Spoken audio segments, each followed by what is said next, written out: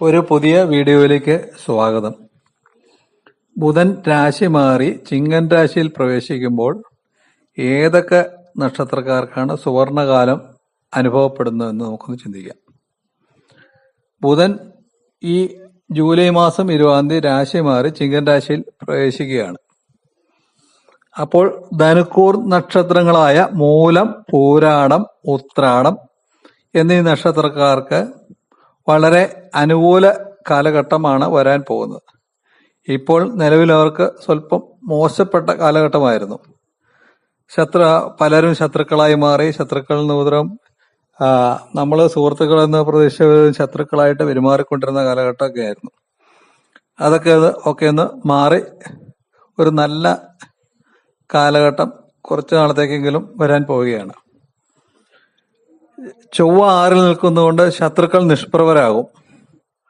10ാം ഭാവാധിപൻ ബുധൻ ഭാഗ്യസ്ഥാനത്ത് വരുന്നതുകൊണ്ട് തൊഴിലിൽ നിന്നും ധാരാളം ധനം ലഭിക്കും. മെച്ചപ്പെട്ട പുതിയ തൊഴിൽ ലഭിക്കും. ഭാര്യാഭർത്താക്കന്മാർ തമ്മിൽ ഐക്യങ്ങള് രൂപപ്പെടും. എന്നാൽ മാതാപിതാക്കൾക്ക് രോഗാരിഷ്ടതകൾ മൂലം ചെലവുകൾ വന്നുവിട്ടേക്കാം. സന്താനങ്ങൾക്ക് പുതുതായിട്ട് ഗൃഹനിർമ്മാണം നടത്താനുള്ള ഒരു സാഹചര്യം ഉണ്ടാവും. സർക്കാർ ജോലി സ്വപ്നം കണ്ടിരുന്ന സന്താനങ്ങൾക്ക് ഈ സർക്കാർ ജോലിയൊക്കെ ലഭിക്കാൻ പറ്റിയ ഒരു കാലഘട്ടമാണിത്. അതുപോലെ തന്നെ പുതുതായിട്ട് ഭൂമിയൊക്കെ മേടിച്ച് വീട് വയ്ക്കാൻ ഉദ്ദേശിക്കുന്നവർക്ക് ഭൂമി വാങ്ങുവാനും, അതുപോലെ അവിടെയൊക്കെ ഒരു ഗൃഹനിർമ്മാണത്തിന് വേണ്ടിയുള്ള കാര്യങ്ങളൊക്കെ ആലോചിക്കാനും ഒക്കെ, അതിനു വേണ്ടിയുള്ള പ്രാരംഭ പ്രവർത്തനം എന്ന് വെച്ചാൽ വീട് ഉടനെ വയ്ക്കുന്നല്ല പറഞ്ഞ് ഭൂമി രജിസ്ട്രേഷൻ കാര്യങ്ങളൊക്കെ നടത്തി ഒക്കെ വയ്ക്കാനുള്ളൊരു സാധ്യതയുള്ള കാലഘട്ടമാണിത്.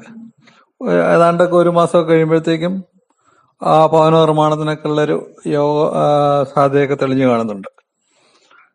പൊതുപ്രവർത്തകർക്കും കലാകായിക രംഗത്തുള്ളവർക്കും ശോഭിക്കും. വിദ്യാർത്ഥികൾക്ക് നല്ല പഠനാവസരങ്ങൾ വന്നു ചേരും. അടുത്തത് കന്നിക്കൂർ നക്ഷത്രങ്ങളായ പുണർതംകാല്, പൂയം, ആയില്യം എന്നീ നക്ഷത്രങ്ങളാണ്. ഇവരുടെ ലഗ്നത്തിൽ ശുക്രനും ധനഭാവമായ 2-ൽ ബുധനും അഭീഷ്ടസ്ഥാനത്ത് വ്യാഴവും സഞ്ചരിക്കുന്ന കാലഘട്ടമാണിത്. ധനപരമായി വളരെ മെച്ചപ്പെട്ട കാലഘട്ടമായിരിക്കും ഇനി വരാൻ പോകുന്നത്. പുതുതായിട്ട് നല്ല ജോലികൾ ഏർപ്പെടാനുള്ള ഒരു അവസരം വന്നു ചേരും. ഏർപ്പെടുന്ന പ്രവൃത്തികളിൽ നിന്ന് ധാരാളം പണം ലഭിക്കും. ആഗ്രഹിച്ച കാര്യങ്ങളെല്ലാം ഈ കാലഘട്ടത്തിൽ സാധ്യമാകും. സന്താനങ്ങൾക്ക് വിദേശത്ത് പോകാൻ ഉള്ള ചാൻസുകളൊക്കെ വന്നുവിടും.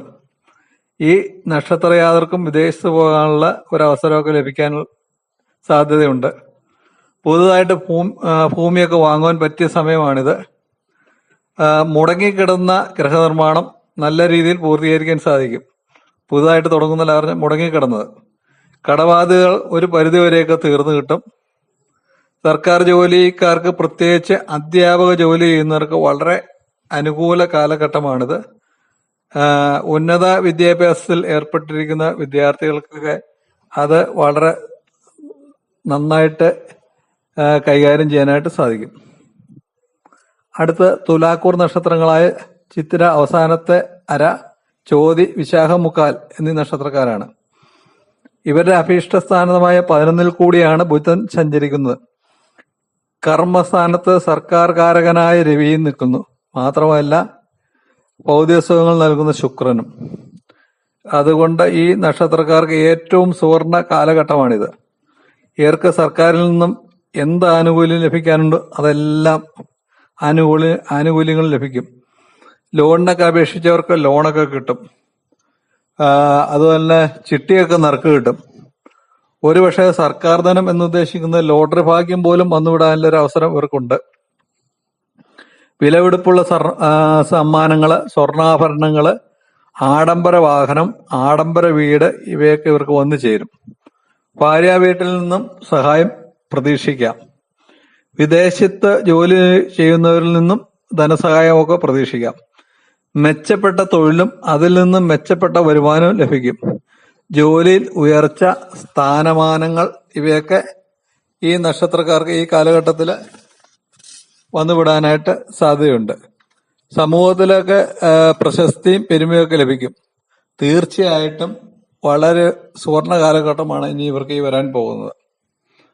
ഈ ഫലങ്ങളെല്ലാം എല്ലാവർക്കും അനുഭവയോഗ്യമാകണമെന്നില്ല. കാരണം എന്താ വെച്ചാൽ ഇവരുടെ ജനനസമയം, അവരുടെ ഗ്രഹനില, അവരുടെ ഇപ്പോഴത്തെ ദശാകാലം, ഇതൊക്കെ അനുസരിച്ച് ഈ ഫലങ്ങളിൽ മാറ്റങ്ങൾ വന്നുവിടാം.